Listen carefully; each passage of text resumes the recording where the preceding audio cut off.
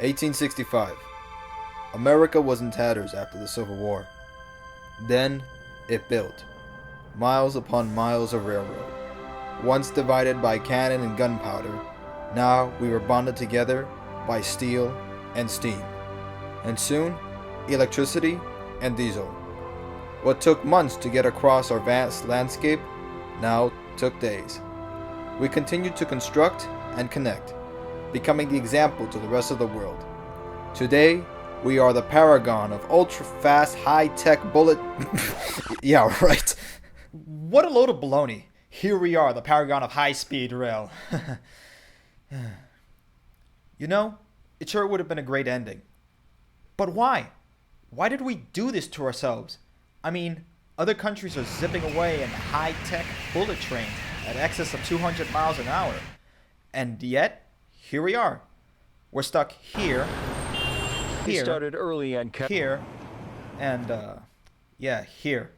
But before we know the why, we need to know the who, what, when, where, and, history. And if we know the past, we can know how we got to the present, and can account for the future. The past, present, and future of the American train.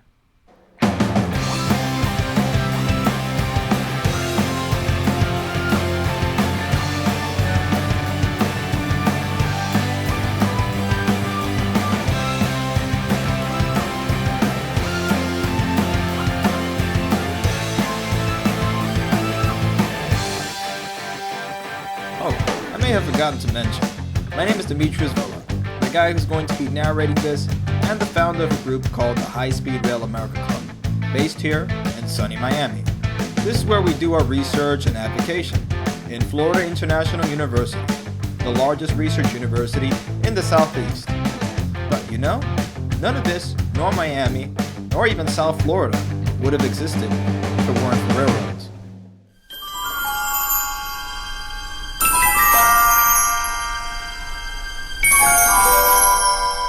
Cities such as Chicago, Illinois, Los Angeles, California, Las Vegas, Nevada, and Atlanta, Georgia all owe their existence to the railroad. But since we are based in Miami, we're going to take a look at the interesting history in store. And no one knows South Florida history better than renowned author, professor, and historian Seth Bramson. Well, after the Civil War, the railroads were a mess. Because remember that in the South, almost all the railroads had been destroyed. And in the North, the pounding they took and the beating from so much traffic had left them in pretty rough shape. So basically you entered an era of almost complete railroad rebuilding following the Civil War. At that time, Florida was sparsely populated, and was better known for its swamps and mosquitoes rather than beaches. It wasn't until years later that a company known as the Florida East Coast Railroad, or the FEC, formed under who would become the father of South Florida, Henry Morrison Flagler. The FEC really started with the purchase by Henry Flagler on December 31st, 1885, of the Jacksonville, St. Augustine, and Halifax River Railroad. With the construction of his hotels in St. Augustine, the Ponce de Leon, and the Alcazar, the problem was that his contractors, Mr. McGuire and Mr. McDonald, kept coming to him and telling him that they couldn't get their goods, they couldn't get the material. The railroad was a broken down, narrow gauge railroad. They had laid the ties directly on the sandy soil, so no roadbed. The equipment was old and outmoded, so Mr. Flagler, out of sheer frustration, purchased the Jacksonville, St. Augustine, and Halifax River Railroad on December 31st, 1885. And at that point, he was in the railroad business, but he had no intention and no forethought of becoming a great railroad magnate. It was just that he bought the railroad so that he could get the goods, the construction material, across the St. Johns River by ferry, then onto his railroad and bring it down to St. Augustine. And that was the only reason that he bought the railroad. With the railroad to St. Augustine, Flagler could have just settled down and retired then and there. But quite the contrary, he kept building south. Granted, it wasn't tequila and rum driving Flagler and the FEC to build south towards Miami, but the economic opportunities that lay ahead. Well, it was basically a jungle, a wilderness. You had a little bit of civilization here. You had the Brickles, William and Mary Brickle. You had William Gleason and his partner William Hunt.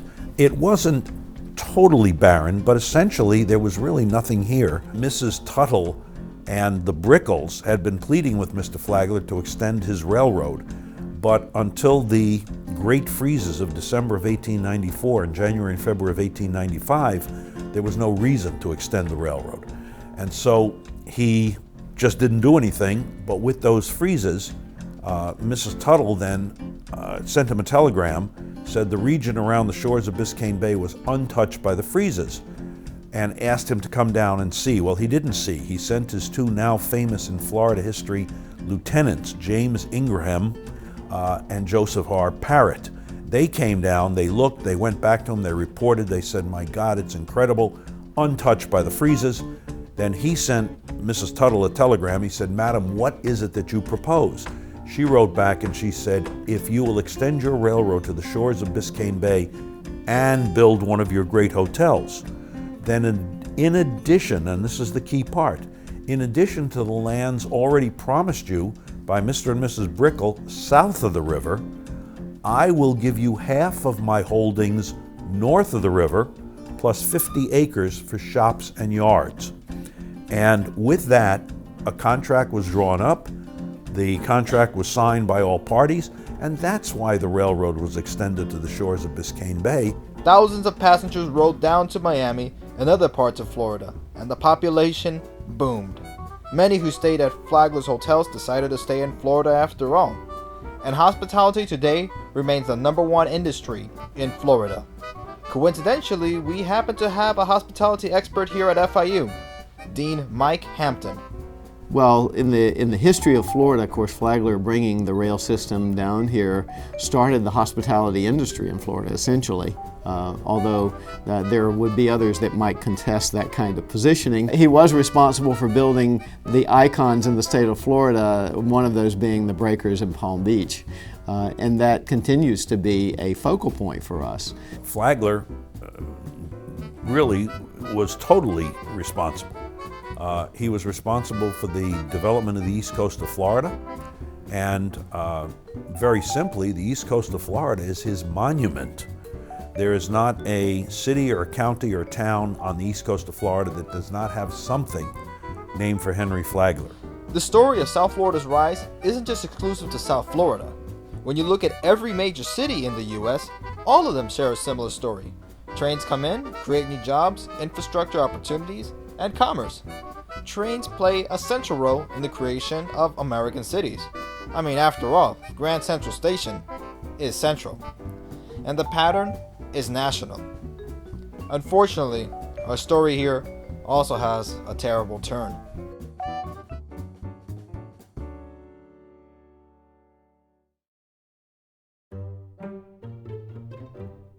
This is America's passenger train culture today, and what remains is a ghost of a quote-unquote bygone era. The days when private railroad companies connected cities with great speed and luxury has reached a chapter to where now all intercity passenger rail routes are owned by one government company, Amtrak. Amtrak is the leftover of what remained that couldn't be abandoned when the freight railroads were relieved of their passenger operation.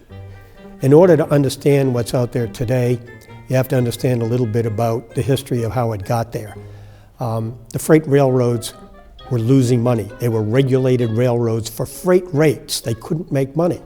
The passenger services for years by themselves were money losing, and almost full collapse of the freight industry in the 1970s. Congress enacted this Amtrak Act, and it was President Nixon that actually signed it into law. And what it did is it relieved the freight railroads of any responsibility for rail passenger service and maintained a very skeletal network of a few trains, and this service was transferred to the public. Well, it was really expected that in 3 or 4 years it would die completely, and then passenger service would be a relic of a bygone era. Compared to other countries, Amtrak is a third world rail system in a first world country. Last year, it lost $227 million, and the time it took to travel isn't so hot. In 1939, the Silver Meteor train from Miami to New York used to take a total of 25 hours to complete the journey. And now, the best Amtrak has done in this era is 27 hours. However, the blame is not particularly on Amtrak. Well, high-speed rail is something that you see, unlike Europe, America has been burdened since the very early 1930s with the conspiracy. The Supreme Court of the United States in 1952 found General Motors and the automotive industry, the tire and rubber companies, the gas and oil companies, and the road builders guilty of conspiracy. What were they conspiring to do? To destroy America's street and electric railways. You can look at the statistics that are published from the US DOT on an annual basis. We have killed between 35 and 40,000 people annually every year since about 1949 or 50 on our roadway network. That's a lot of people that have been killed in highway accidents. If you take a look at the railroad safety record for people traveling on trains, the percentage of people, it starts with a decimal point and it's 000, maybe a number. If you were to introduce a new system and say that we're going to build this massive system and it's only going to kill 40,000 people a year, people would run you out of the room. But yet, that's what we have built in, and we have accepted that as the price of our unbridled mobility by automobile. The economics of that, you'll just never beat an A320 with 180 seats flying between here and Orlando is always going to be a cheaper economic solution than a bullet train where you've got to lay physical stuff down, where it's going to burn more oil, it's going to take more time. It's just never going to be a real great competitor to the airlines, and it isn't a great competitor even in Europe so much. Today, with growing populations and the younger generation skipping the automobile, the demand for train travel, particularly high-speed rail travel, as seen in Europe and Asia, is high. And even Amtrak passenger numbers are increasing. The infrastructure and speed, though, hasn't quite caught up to 21st century. I mean, it's been over 40 years since the creation of Amtrak, and their ridership is the highest that it's ever been. The problem that Amtrak has is lack of capital investment, and that's the key to any business. The infrastructure is collapsing, so you can't make an investment. Amtrak has no resources to be able to implement new services or partner with states or even private companies to develop new services. However, we can look back at one example of a country that was in a similar situation just like us 50 years ago.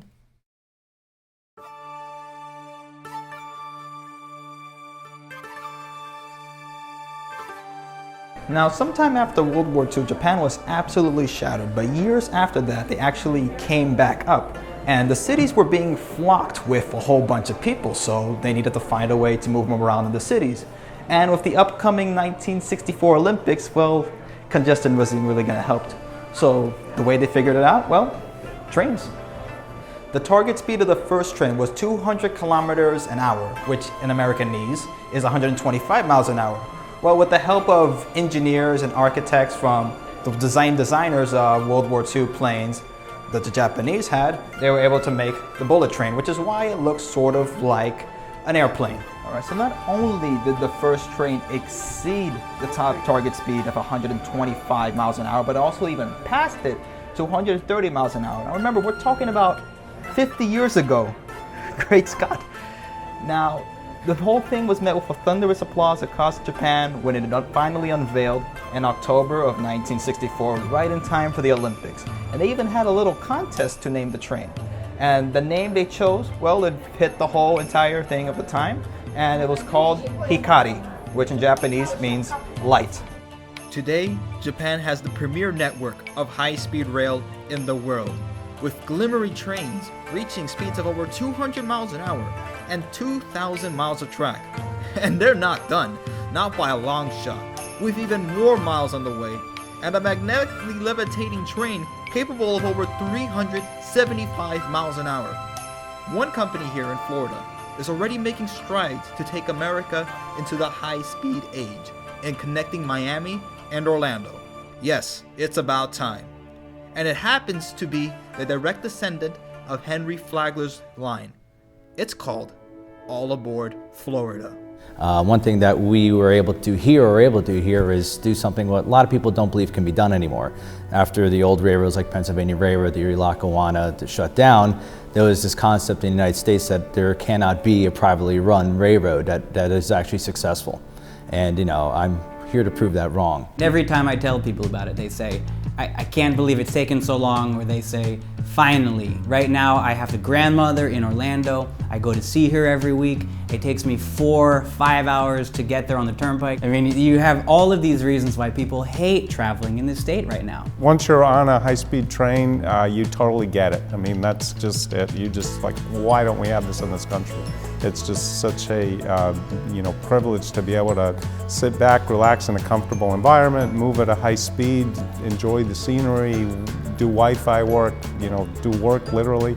It's just a whole different experience, and that's what we need in this country, is for people to see that and feel it and understand and get it. The unique feature of the All Aboard Florida service is that you are leveraging private investment to deliver something that the public sector has not been able to do. And I do believe that this is a concept that's going to be replicated elsewhere. All Aboard Florida is the most exciting passenger train initiative almost in American history. Most people that live in this area, recognizing the traffic jams and the challenges that we have of just getting around here in the local area, would find it to be something that could be very helpful in many ways to make our lives a little bit better. So there's many people who joined up with All Aboard Florida, including myself, who left the areas that they were at because we believe in the vision. We believe it can be done. We know that this is the right kind of market for it. Anyone who travels these roads out here, myself including, on a rush hour basis, knows how long it takes to get out of Miami, how long it takes to get to New York, the traffic you get around West Palm and Fort Lauderdale. So this is an environment that's perfect for the type of service that we're looking to provide.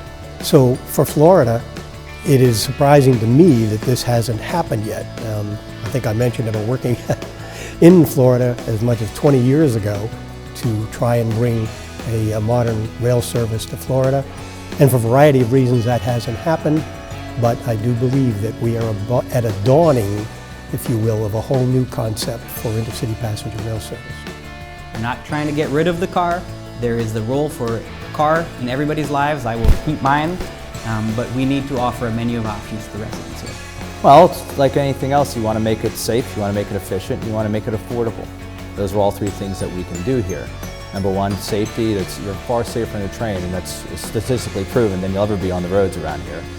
Certainly, it's more economic than trying to drive between these longer vacations. For instance, if you're going to Miami and Orlando, which many people do, and I do so from my position, there's an extensive amount of traffic and tolls, wear and tear on your automobile that you'll go through. It's also the aggravation, and the other environmental factors as you're driving. Again, you get to the airport, which is usually on the outside of the city somewhere, and you'll wait 2 hours, you'll board your plane, hopefully without any delays, weather or otherwise. On our train, you can go from city center right to where we want to be.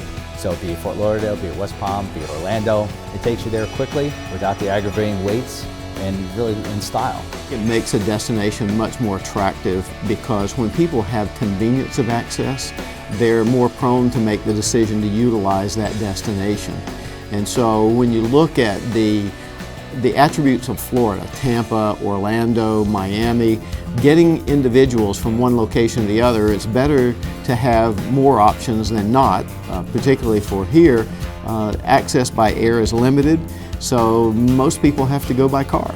And if you had a high-speed rail system that could get them there in a short amount of time, it certainly would be a very attractive means. We're really a series of tourist markets. We aren't really a tourist market as a whole state. This project and the corollaries to it and all the possible extensions of it create the ability to have Florida be a travel destination, not just Miami, not just a series of these little stops. This is the first Tier 4 compliant diesel locomotive that's going to be running. And what that is Tier 4 is the EPA standards. So normally you have what we call nitrous oxides, which is one of the primary diesel pollutants when you burn diesel fuel. Our system, for the Tier 4 system, actually uses a diesel emission fluid on the after treatment in the exhaust, and it converts those nitrous oxides to nitrogen gas and water. So this is going to be the cleanest engine that exists.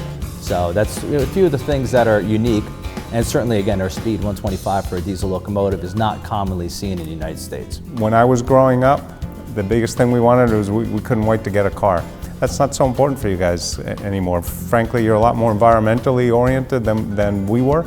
You're way more environmentally conscious. You're way more urbanistic. You want to be in the dense urban areas and be able to walk and get on a bike and then get on the train and travel environmentally conscious, efficient, fast way where you can be connected and not worrying about getting into an accident. So this is like very much speaking to your generation.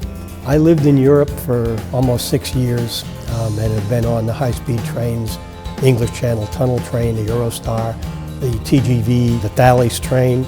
Europe is building an entire network that's interconnected to bring the countries together as well as reduce travel times. It's really pretty amazing. Well, the Japanese were just ahead of the rest of the world, and the rest of the world then followed the Takedo Express, and as you said, the Shinkansen system. It was earth-shattering. It was groundbreaking. And what we're doing with All Aboard Florida is as earth-shattering and groundbreaking in this country. You know, it's going to be something that the people can be proud of, not just the people who are involved with it, but the people of Florida. This is their product. This is something that they can use, something that they're not paying for, quite honestly. It's not taxpayer subsidized. You know, so this is something that's going to make life a lot easier for a lot of people. No doubt, the benefits will be enormous. And what can we look forward to for the rest of the country? The 3 largest states in the country are now California, Texas, and Florida. And all 3 just happen to coincidentally be working on high-speed passenger projects. The first to be completed will be here in Florida in 2017, connecting South and Central Florida at 125 miles an hour, expecting to bring over $10 billion in revenue to the entire state and over 10,000 jobs. In Texas, Dallas and Houston will be connected by the Texas Central Railway Company, a private company whom is working together with the Central Japan Railway Company in order to bring the 200 mile an hour and 700 Nozomi Shinkansen. The project promises to bring the first true high-speed rail initiative in the United States. In California, by far the most controversial project is the California High-Speed Rail Authority, a $68 billion project funded by the state and federal government. In the Northeast, a company known as the Northeast Maglev proposes to connect Washington, D.C. and New York City in less than 1 hour apart through the use of Japan's superconducting maglev train. Pennsylvania has just recently begun to follow the lead of All Aboard Florida and creating a group called All Aboard Erie to connect northern and central Pennsylvania through high-speed rail. As the younger people are beginning to go around the rest of the world and see what's out there and says, my God, how can they do this? And we were the leaders in everything until the 1950s or 60s, and we've got a relic of a transportation system while the rest of the world has gone space age. That's being communicated back with the population base that we are experiencing in this country, and especially in the big states like California, Texas, Florida, and the Northeast. We're not going to be able to handle the travel for all the people who are going to live here without it. I think Flagler was a visionary, and certainly we need other visionaries that can help us in how we keep moving forward and building the best next thing for our visitors to be able to experience. We're talking about 200-mile-an-hour passenger trains, but you can't do that unless you've got the distance, and we've got the distance in this country. We should absolutely positively have trains operating at 200 and 250 miles an hour between Chicago and Los Angeles and San Francisco and Seattle and Portland and San Diego. The whole idea of high-speed rail is something that we're only 50 years behind on in this country. It's something that should have started 50 years ago. You know that there are places like this all across the country where you can take two different city pairs and link them, and that's the future of rail in this country. The new era of a revolution has begun. Imagine a new era in which the country is not divided by bigotry, but bonded through steel, connected through only a short time apart. Imagine a clean and environmental friendly mode of transportation, faster than a car and more convenient than an airplane. Imagine being thrust into a new economic era where we can build great things again, like a transcontinental railroad or an overseas railroad. The question we give to you is this: are you on board the American train?